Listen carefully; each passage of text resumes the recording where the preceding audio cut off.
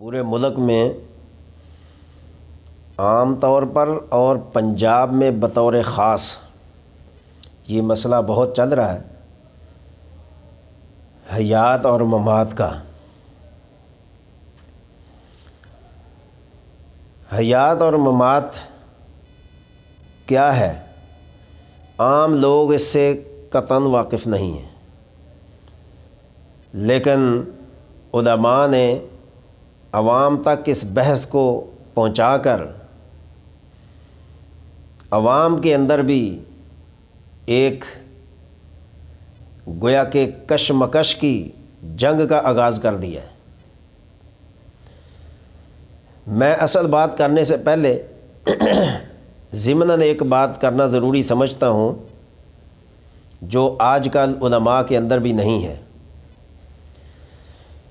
بات یہ ہے کہ اختلاف کا ہونا کوئی بری بات نہیں ہے، لیکن اختلاف کے اوپر ڈٹ جانا، اپنی انانیت کو اختلاف کے اوپر ترجیح دینا، یہ کسی طرح بھی ٹھیک نہیں ہے۔ اور پھر ہمارے علماء کے لیے یہ لمحہ فکریہ ہے، چاہے وہ کسی مکتبہ فکر کا بھی ہے، کہ جب ہم ایک دوسرے کو جواب دیتے ہیں کسی بھی بات پر تو ہم اخلاق کے دائرے سے اتنا نیچے گر جاتے ہیں کہ شاید اتنا کوئی جاہل بندہ بھی نہیں گرتا ہوگا۔ تو میں آج یہ کہنا ضروری سمجھتا ہوں مؤدبانہ طور پر علماء کی خدمت میں کہ جب ہم کسی بھی غیر مسلک کو کسی بات کا جواب دینا ہو یا آپس میں اختلافات کا کسی کو جواب دینا ہو تو اس میں کم از کم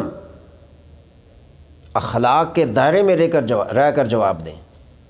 ہم گالی گلوچ پر اتر آتے ہیں، کسی کو کچھ کہہ دیا، کسی کو کچھ کہہ دیا۔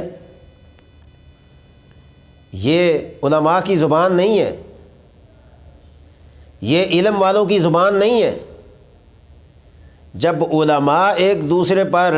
لعن طعن کریں گے، گالی گلوچ کریں گے تو اندازہ کریں کہ ہماری باتوں کا اثر عام آدمی پر کیا ہوگا، ہم کس طرف جا رہے ہیں۔ گالی گلوچ کر کے کون سی دین کی خدمت کر رہے ہیں، برا بھلا کہہ کر کس دین کی خدمت کر رہے ہیں۔ تو اس لیے میں کسی عالم کا نام نہیں لے رہا، لیکن میں ان علماء کی خدمت میں ایک عرض کر رہا ہوں کہ خدا را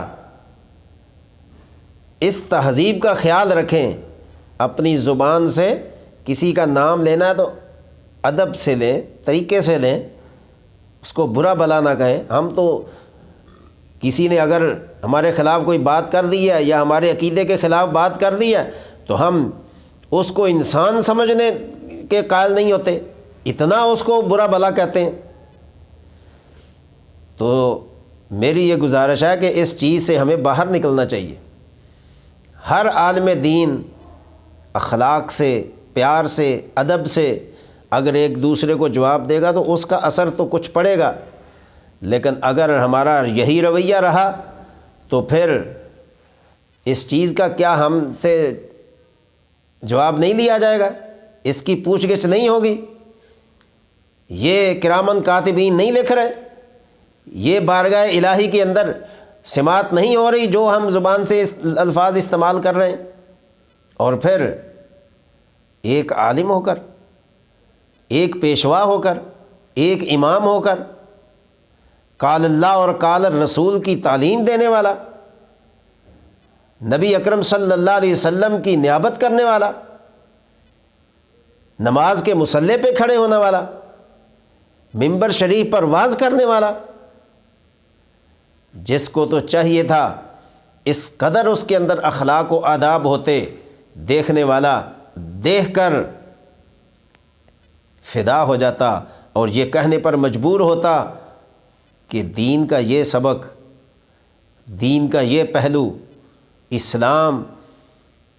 کے اندر اتنا ظرف ہے